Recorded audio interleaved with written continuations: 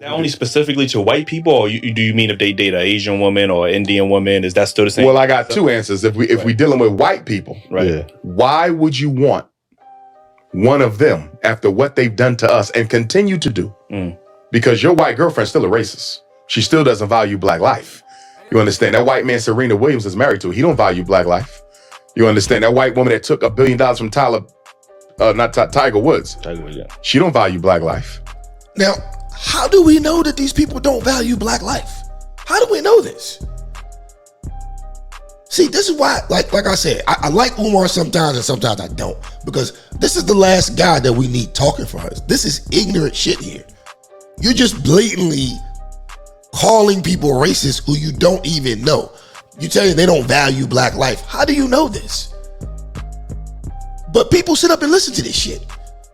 People really sit up and listen to this shit. Right?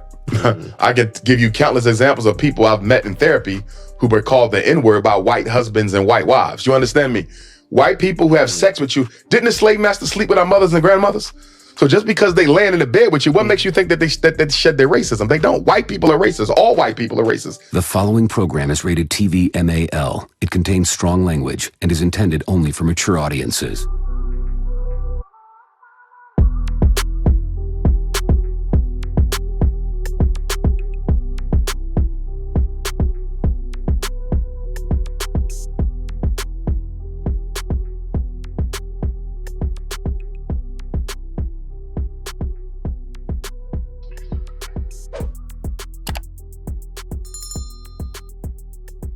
Talk about something a little more important, right? I want to talk about this Umar Johnson interview that was recently done on the Daily Wrap-Up podcast. If you guys aren't familiar with the Daily Wrap-Up podcast, they're a very, very good podcast. Some young guys out of New York City.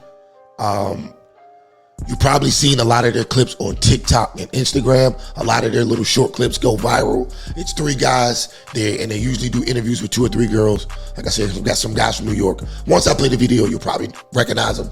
But Umar Johnson sat down with these guys a couple of days ago, and he had some very interesting ideas that he got across that some of them I agree with, but a lot of them I don't agree with. And I just want to react to this video, see what you guys think, and then we can have the discussion. So I'm not going to review the whole video because it's like an hour long, but I got a couple of clips that I want to go through that I thought were the most interesting parts. So without wasting any time, let's get to it.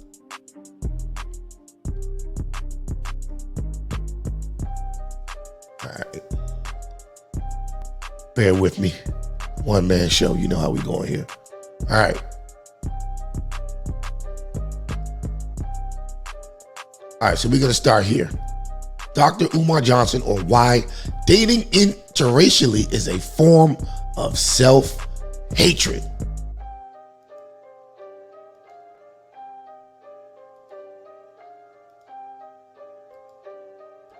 Shit ain't playing. What the hell's going on? Let me ask you this question, right? Just to go back to the dating outside your race. You once said that dating interracially is a form of self-hatred. Absolutely. Why do you believe that? Absolutely. Because why do you want to stare in the face of a member of the people who have committed the greatest human atrocities against your people? These are the people. Is that only specifically to white people, or do you mean if they date an Asian woman or Indian woman? Is that still the same? Well, I got two answers. If we dealing with white people, right? Why would you want one of them after what they've done to us and continue to do? Because your white girlfriend's still a racist. She still doesn't value black. Now let me stop right there. Off the break,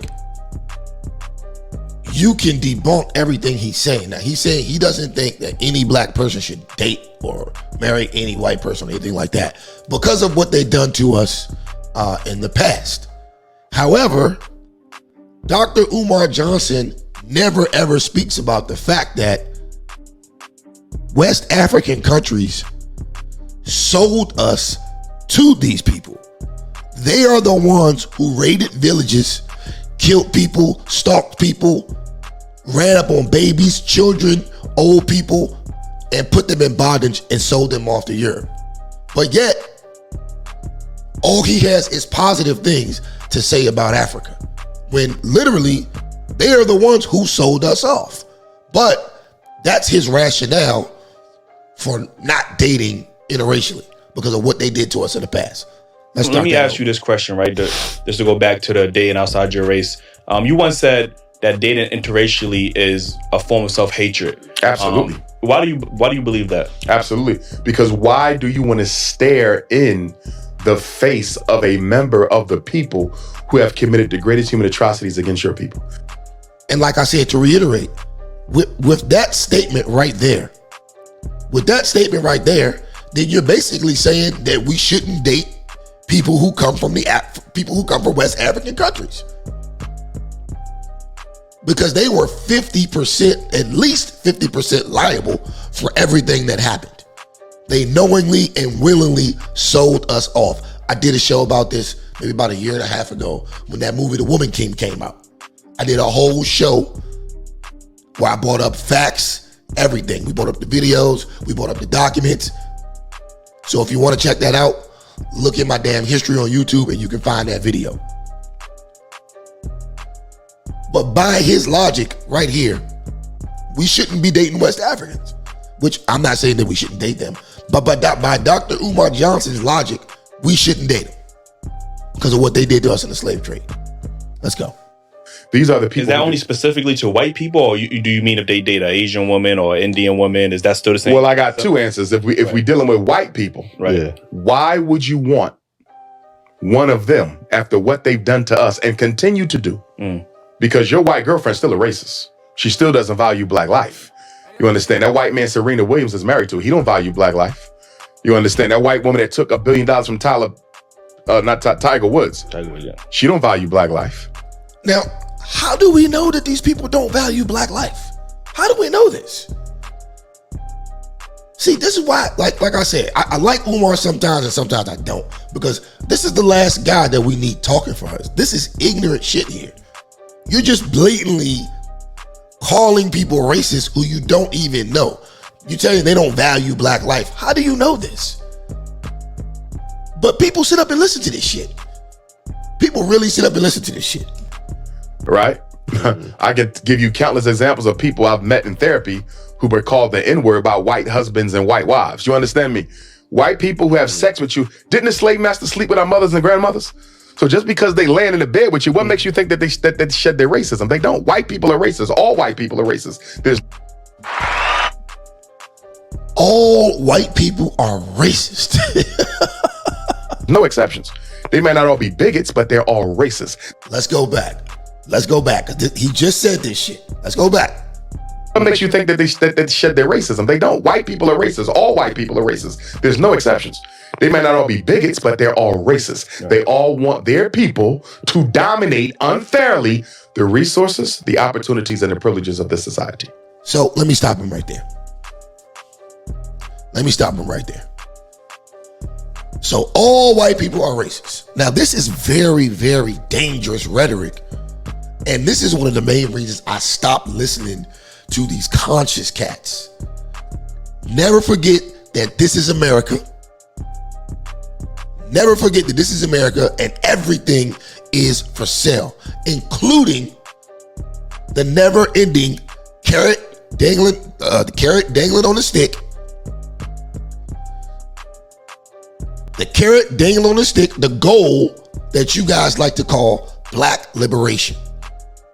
Listen to me, people, and listen good. You are an American citizen. You are free.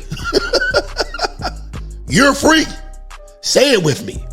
I am free. I don't think there's a question about that.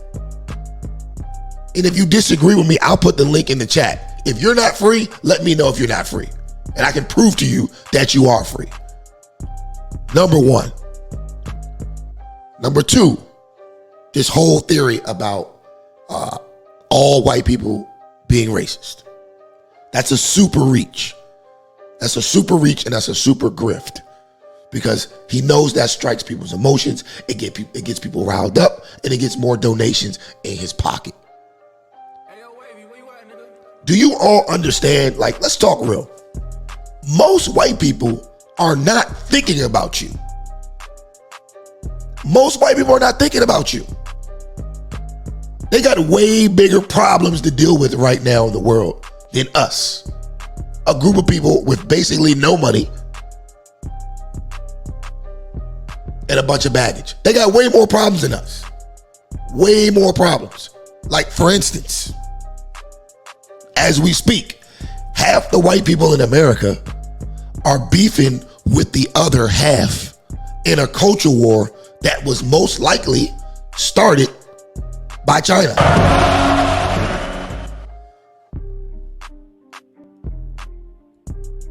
Like, real talk.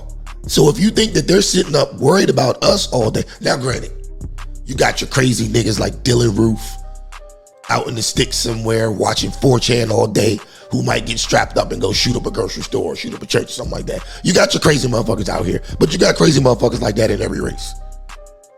But for the most part, most white people are not worried about us. They got other shit to worry about. What we need to worry about as black folks is niggas. That's what we need to worry about, because that's our biggest threat that we're facing today. Niggas. And if you're from DC, you know exactly what the hell I'm talking about. I mean, in my honest opinion, I think it only benefits most white Americans if the black community is doing better. I think it benefits them. So I don't understand this theory that all white people just want to see us doing bad. I don't think so. I think white people want to enjoy going into the city of their choice without having to run into crime or getting robbed and mugged.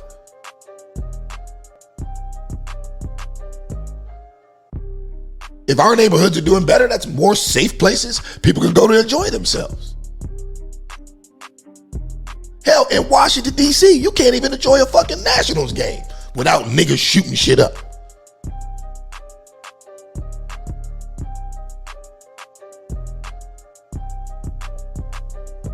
But, like I said, you have race hustlers like Dr. Umar Johnson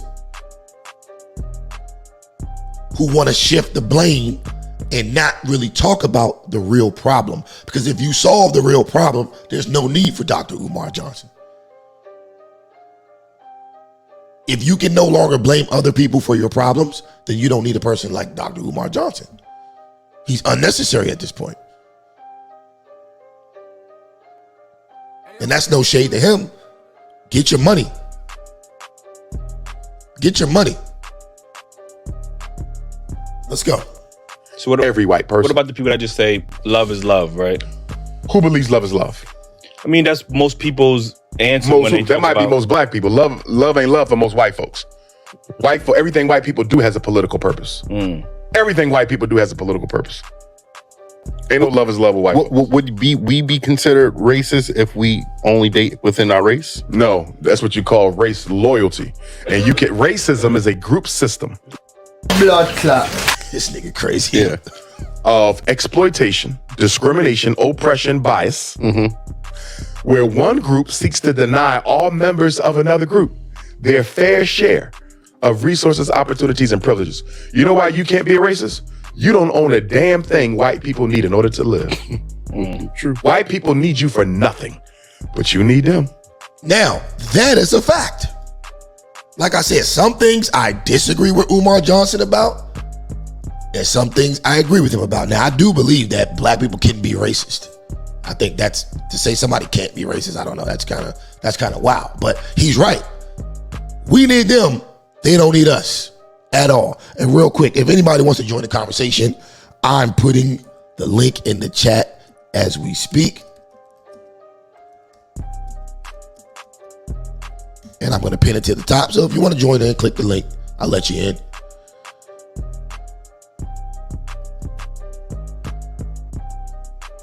But anyway, He's right. We need white people. They don't need us. That is correct.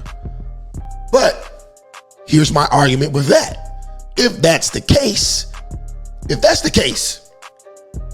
and they are all so racist, why wouldn't they just cut us off completely and let us die out? And also, if we need white people so damn much, why would you make a blanket statement and call them all racist? I mean, as a leader, you have to have some sort of tact when dealing with other groups, especially the other group that you yourself say we need so much. You literally just labeled a whole group of people in a negative light. And ironically, these are the same people that we need. These are the same people we need. Great leadership. Piss off all your possible allies and start a war with that same group with no war chest. Great move, Dr. Umar. Mm-hmm. Whose schools our kids go to? Theirs. True. Our money in whose banks? Theirs. Who's building the houses we need to rent and buy? Them. Who's shipping our stuff around the world that we need to order to live? Them. You follow me? They don't need us for shit. We need them for everything. We are as dependent on white people today as we was when slavery ended 157 years ago. Now, here we go with another fallacy. That's not true. In slavery, we were enslaved and we had to work blistering hours out of the day with the threat of death in order to be fed crumbs. In order to be fed crumbs. Today, you have the option to work. You have the option to be the best you can be in America and provide yourself with the things you need. It's a capitalist system. It's a free market. So you exchange your currency with that white person for the things you need. Whereas though when you were enslaved, you were given whatever you were given. That's a big difference. See, these motherfuckers, it's these type of niggas that want to keep you enslaved, even though you're not. Even though that you're not. They're the ones keeping you in that same mindset that you can't succeed and that you can't be anything. It's them.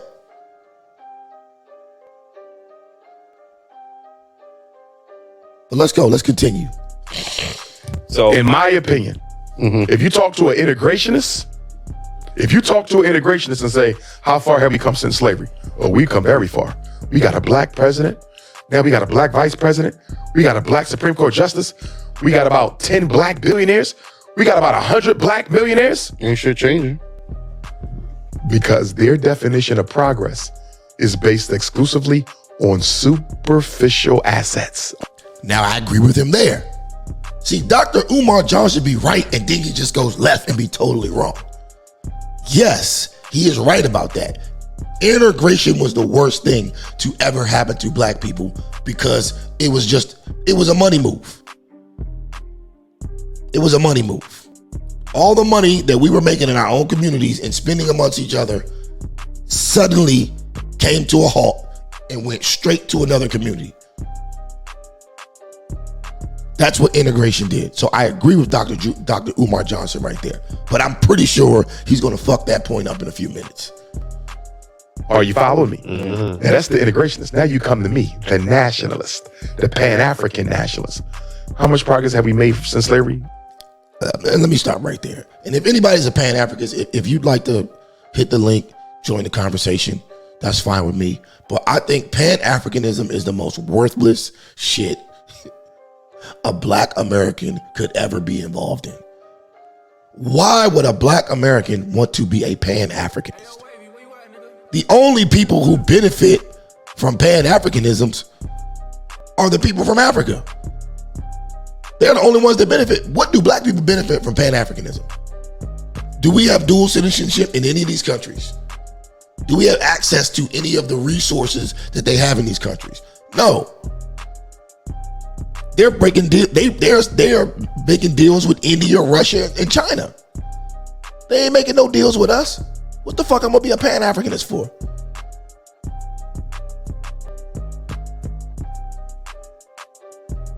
Oh, Africans use Pan-Africanism to get their ass a green card into America. And once they get here, they don't know your black ass no more.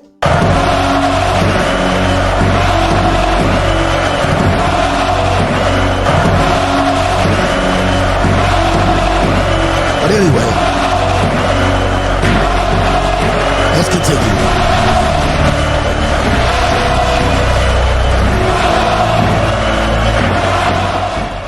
I don't know what the hell going on with my sounds.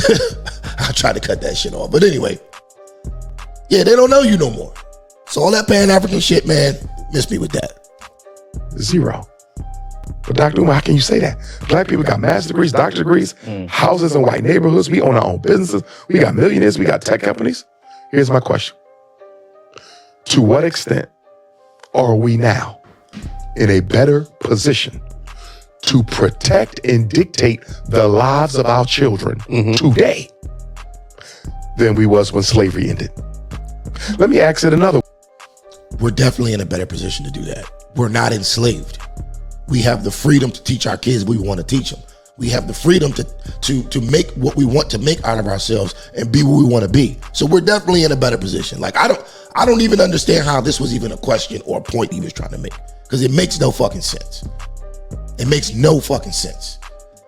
Let's go back though. Let's go back. Maybe I missed something. In a better position. We own our own businesses. We got millionaires. We got tech companies. Here's my question. To what extent are we now in a better position to protect and dictate the lives of our children today than we was when slavery ended? Let me ask it another way. When slavery ended, we owned 1/2 of 1% of all the wealth in America. Guess how much we own now? The same. 1/2 of 1% of all the wealth in America. What the fuck has changed? Nothing at all but the appearance of things. Right. The only thing they did when they ended slavery is change the way it looked. They traded in slavery. Before the 13th Amendment, we were owned by individuals. We was the property of individual slaveholders. After the 13th Amendment, we became property of the government itself. We are slaves of the state. Once again, these are unfounded claims. These are unfounded claims that he's just spewing off because it gets you emotionally charged. But if you actually research and look up the shit that he's saying, it's 100% false. It's 100% false. The only person keeping you a slave is niggas like Dr. Umar Johnson, because he keeps telling you that you are. He keeps telling you that you are. So Still not free. let me ask you a question, because In other words, if you walk out here right now and a police officer pulls you over and takes your life, God forbid, unjustifiably, how is that any better than you being on the plantation picking cotton? Blood clot. Once again, these metaphors are fucking ridiculous. If I'm on a plantation picking cotton and I decide to stop picking cotton, I could be killed by an overseer or beat to death. Most black people in America will never ever encounter a police officer who wants to kill them. There are 49 million black people in America. A couple of hundred get killed by the police. I don't even know if it's 100. But let's just say, for the sake of argument, a couple of hundred may get killed every year by the police. You could probably count on two hands how many of those times the police officer was just dead wrong for doing it. For the most part, people who get killed by the police are asking for it. Here's another interesting fact. There are more white people who are killed by the police every year in America than there are black people. Are they slaves too? Well, maybe they are. But this shit makes no sense, man. He's comparing someone who was picking cotton in the 17th and 18th century to a free-born man of the day. 49 million people free in America. A couple of them get into run-ins with the cops, and he compares that to slavery. I'm telling you, man, it's these niggas. These are the people that's keeping you back. And the overseer just decides to get off his horse and blow your damn brains out. 157 years apart. Was there any difference in the power dynamic? Hell no. Nothing at all. You're right. We are exactly where we were. There's no ramifications. Power is the measuring stick, y'all. Not education, not income, not billionaires and millionaires. How many black people on TV, Obamas and Kamalas? That's irrelevant. How much power do we have to force white people to leave us the hell alone? And do we have any more now than we had in 1865? Once again, for the average person out there, what white person is bothering you every day? Like this shit, honestly, like, I don't know. When I was younger, I used to listen to this type of shit and it used to get me riled up, and I used to be on that dumb shit. But the older I get, the more I realize how stupid these motherfuckers sound. The older I get, the more I realize how stupid they sound. I can honestly tell you that there are no white people in my immediately that are surrounding me, that are bothering me, and that are trying to keep me down. In fact, I'm dealing with a couple of white people who are helping me make money, who are introducing me to people and putting me in the right circles. Now, don't get me wrong, I'm not going coon on y'all. I'm just trying to speak some common sense. Like, this man is sitting up here trying to make it seem like we're living in the Jim Crow era or something, and we're not. As a black man in America, the biggest threat that you face on a day-to-day basis is another nigga. Period. The numbers ain't even close. Niggas smoke niggas far more than white people even will give you a dirty look. There are more, and I can speak from the DC area, there are more black men that kill other black men in DC than there are cops in the entire country who kill black men. Let that sink in. There are more black men who kill black men in Washington, D.C., a city that is 10 square miles. There are more black men who kill black men than there are cops in the entire country who have killed the black man.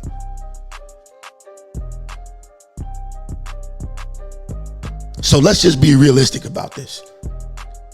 Let's not even talk about Chicago, Baton Rouge, Los Angeles, the Bronx. You act like a little bitch right now. You act real paranoid and shit. I don't see it.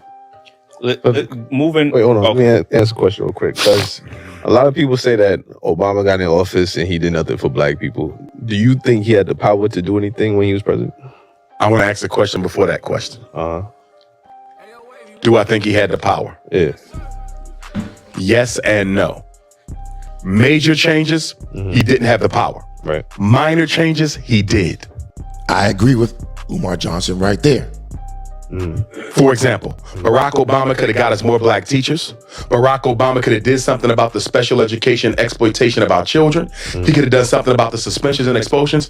He could have fought for better schools and more black educators, because everybody agrees that the schools are a problem. Do you understand? Everybody agrees that the schools. Obama didn't do nothing about that. You follow me?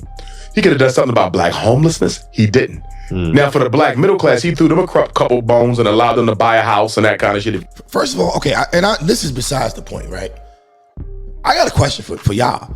What could anybody do about these schools? What could you really do about the schools? The only way to fix black schools and black communities, number one, is to fix the single mother epidemic that's going on. The reason that the schools are fucked up is because the kids are fucked up. The kids ain't got no fathers and there's no authority in their homes. The mothers keep making baby after baby so they can keep getting bigger checks from the government. A lot of times they put their kids on IEPs and all type of shit to get extra money. And the kids and the schools are a fucking madhouse. That's the problem with black schools. You could throw all the money in the world at these schools. It's not gonna stop the kids from being fucked up. It ain't gonna stop it. Because they coming out of fucked up homes, period.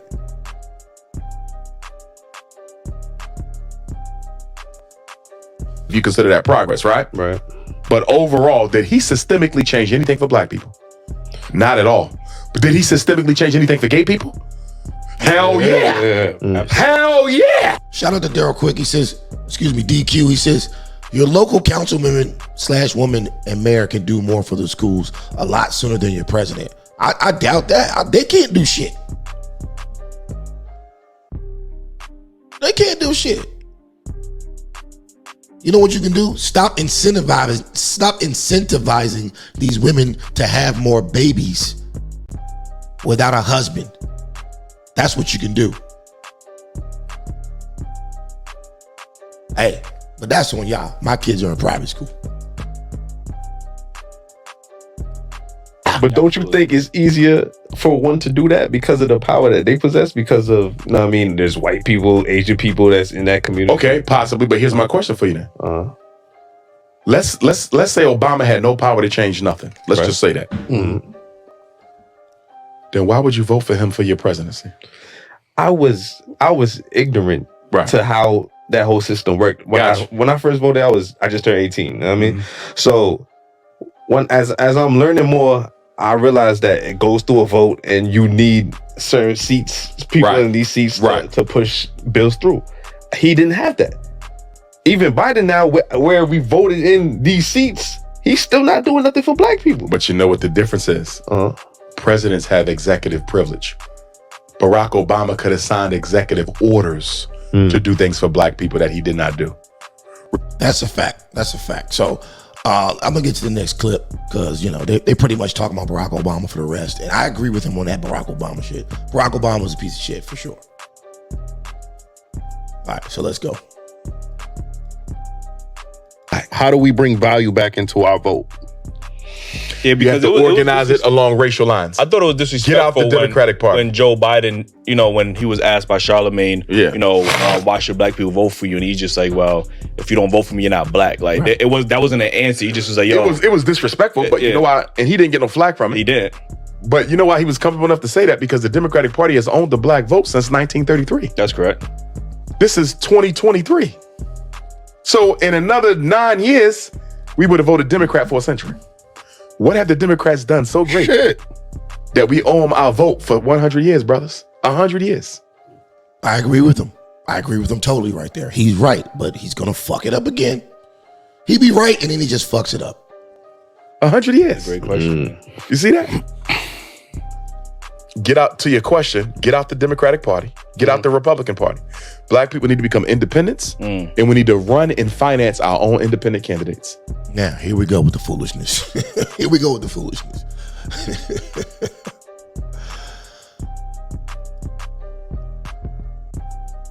I don't know what this is. So anyway, I don't know what this Pat Emanuel is, but I'm about to block this joker because they keep spamming my fucking chat. I don't know what the fuck this is. But anyway, we need to fund our own candidates and all this shit. See, he be talking good until he starts going there. How are we going to fund these candidates? How are we going to fund them? Every black person in the country is going to get together and give a certain amount of money to fund the candidate. Like, these ideas he has are just grand. They're ridiculous. I mean, yeah, in hindsight, it's a great idea. But logistically, how do you even pull that off? That's what I'm saying. This man is not fit to lead anyone. So when you become mayor of New York, when you become governor of New York, when you become a city council or state rep, you're going to do whatever the black community tells you to do because you don't owe nobody nothing. You didn't take no money from the Rockefellers. You ain't take no money from Chase Manhattan. See that? You ain't take no money from Morgan Stanley. You ain't take no money. Dr. Umar, maybe you don't understand this. Maybe you don't understand this. Everybody has more money than us. You just stated earlier that we only own 1/2 of 1% of the wealth in America. The group that you're suggesting that we go up against owns like 80% of it. Maybe even more. So you're suggesting the group that owns 1/2 of 1% financially back a candidate against 80 to 90% of all the money? Come on, bruh. And y'all listen to these niggas. Y'all listen to these niggas.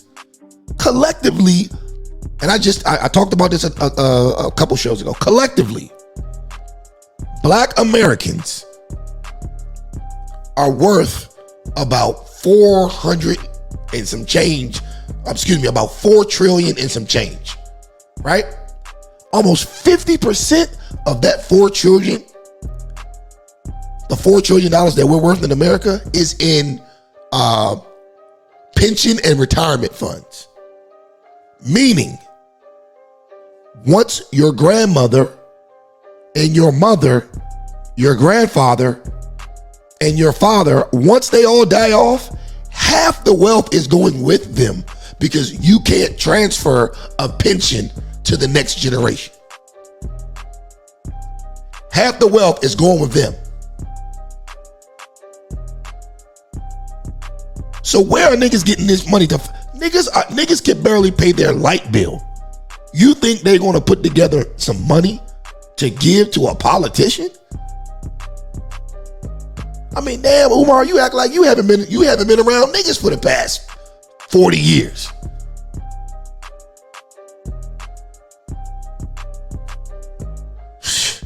Shit is crazy, man. You from Walmart, you ain't take no money from Hyundai, you ain't take no money from McDonald's, you are a free candidate. The problem with our elected officials is 99% of them show up in office already enslaved by the dollar of another man. So I can...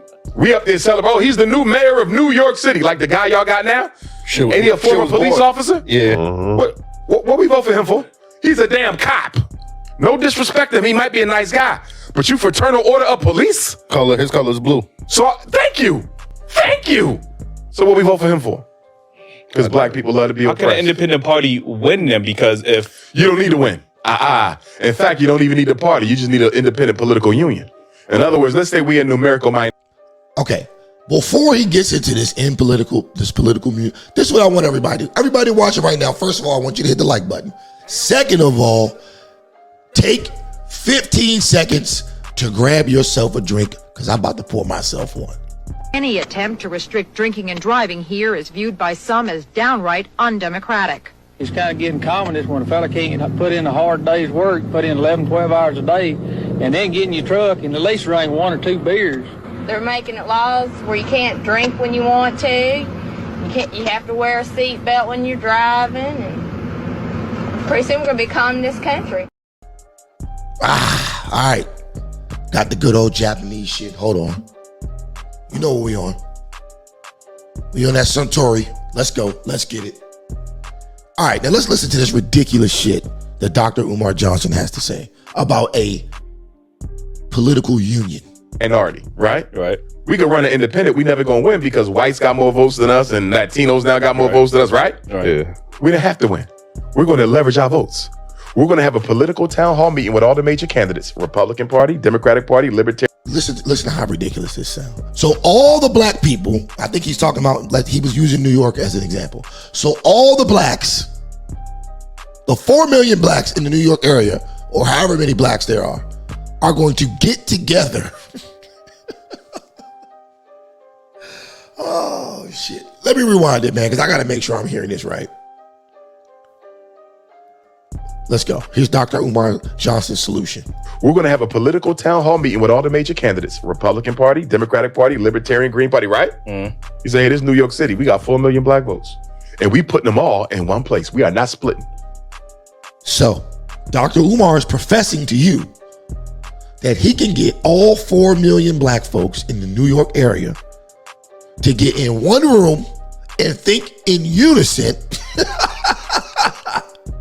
put their money together and back one candidate.